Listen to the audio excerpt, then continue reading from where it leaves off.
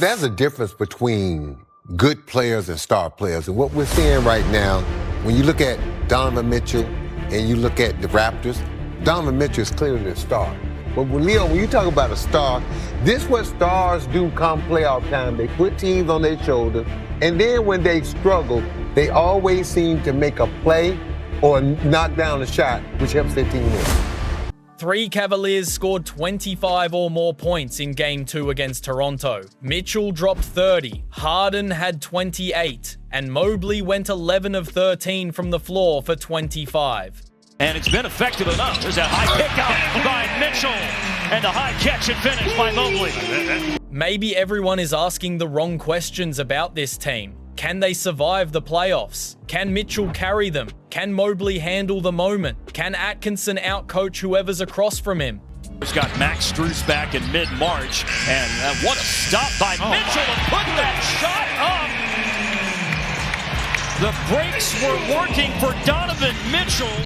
But that might be the wrong framing, because the Cavs are finally fully healthy at the most important part of the season.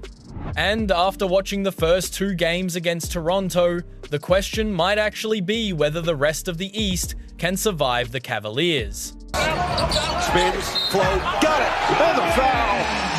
Donovan Mitchell.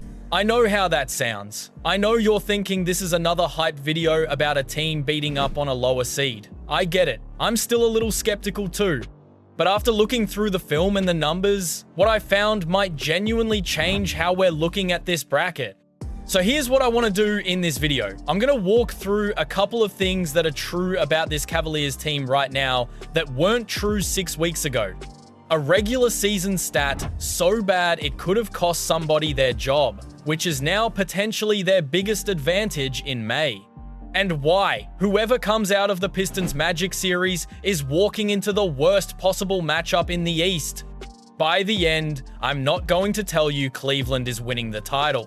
I'm going to tell you why every team left in the East should be quietly terrified of drawing them. Let's get into it. Donovan Mitchell just extended an NBA record that almost nobody talks about. 9 straight playoff, Game 1s with 30 or more points, going back to 2020. That's 6 years of showing up in the biggest spot and putting the ball in the basket. There's no active player with a streak like that. For the last couple of seasons, the Cleveland offense had one real engine, Mitchell. When he was cooking, they were a top 5 team. When he slumped, the whole thing started to fall apart. Playoff defenses are built to find your best player and make his life miserable for 48 minutes. And Cleveland never had a clean answer for what happens after that. That's why Game 2 matters more than the score suggests. Mitchell had 30. Fine, we expect that. Harden added 28, 4 assists, 5 steals. The first Cavaliers since LeBron to hit 25 and 5 steals in a playoff game. Mobley went 11 of 13 for 25 and 8 boards. And Strus, who barely played this year, came off the bench in Game 1 and put up 24 on 8 of 10 shooting, 4 of 6 from deep. He missed 70 games recovering from foot surgery and showed up in the playoffs looking like he never left. Now, let's talk about why all of this is happening at once. Because it's not an accident. When Cleveland traded Darius Garland to the Clippers for James Harden at the deadline, they got instantly better the day it happened. Harden is a bigger body and better able to handle playoff physicality. He takes the ball out of Mitchell's hands on the possessions when Mitchell is getting worn down. Mitchell has spent his whole career as a primary initiator. Every possession starts with him creating, and by the 4th quarter, he's exhausted, and defenses know it. Harden's arrival means Mitchell can play off-ball, catch and shoot, come off screens, and save his legs for the moments that actually decide the game. The numbers back it up. Lineups with both Harden and Mitchell on the floor are posting a 125.7 offensive rating. That's 98th percentile in the entire league. They're essentially unguardable when both of these guys share the floor. The ripple effect shows up in Mobley and Allen. Both big men are getting cleaner looks because defenses can't pack the paint against Harden and Mitchell the way they used to pack it against Mitchell and Garland. So here's where Cleveland is now. 4 guys who can lead the team in scoring on any given night. Mitchell, Harden, Mobley, even Strus off the bench. You don't scheme against 4 primary options. You pick 1 or 2 to take away and get carved up by the others. That's the firepower problem, and it's only the first thing that changed. Okay, so they have offensive weapons, but you could say that about a lot of teams, and it doesn't always translate in the playoffs. So let me give you a number that actually broke me when I heard it. Cleveland used 41 different starting lineups this season. They played 82 games. So the majority of their regular season featured a starting 5 that wasn't the starting 5 the game before. In any normal year, that kind of instability breaks a team's season.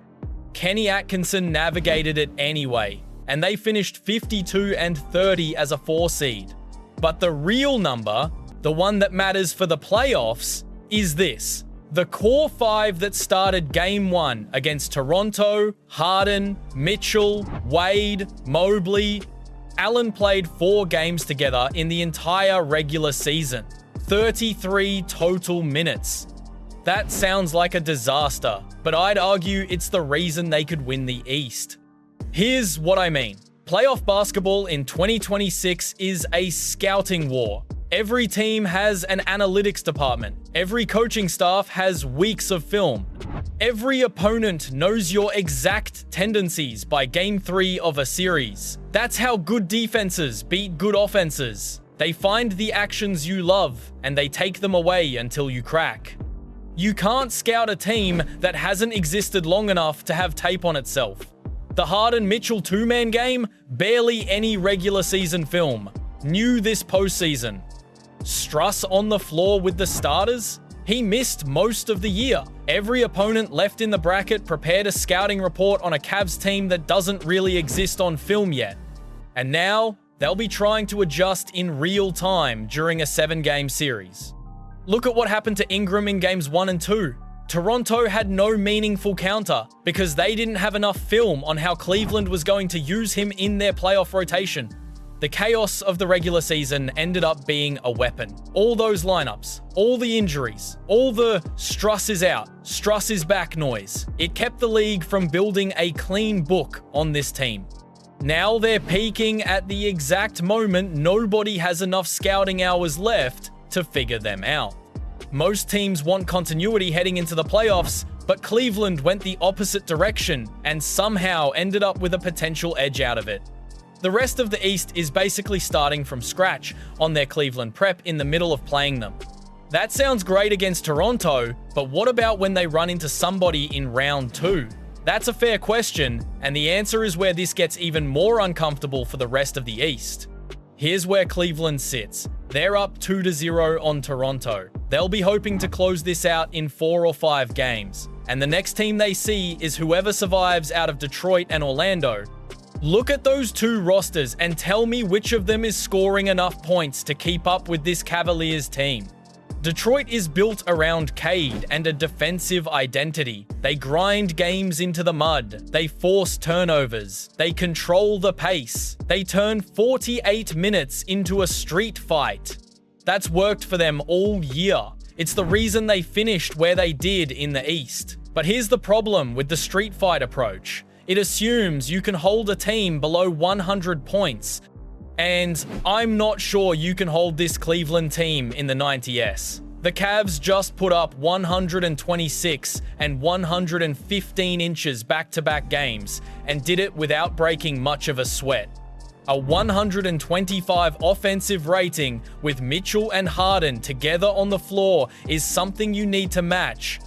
And Detroit doesn't have the half-court scoring to keep up in a series where both teams are hitting 1-1-0 plus. Orlando is a different version of the same problem. Their whole identity is defense. They switch everything. They're long, they're physical, they're gonna make you earn every possession. Great formula, but runs into a wall against a team with 4 guys who can create their own shot. Switch everything, and Harden picks apart the switch. Stay home on shooters, and Mobley eats in the paint. Double Mitchell, and you've got shooters open in the corner. The Cavs have answers for every defensive scheme Orlando wants to run, and none of them involve Cleveland having to change what they do. I watched the Pistons and Magic, and I'm open to being wrong on this. But I can't construct a version of either series where the winner of that matchup scores enough to stay with Cleveland over 7 games. Either team might win some games on physicality, but the offensive ceiling just isn't there on either roster. And Cleveland is going to put up 110 every single night whether you like it or not. That's why the round 2 conversation matters.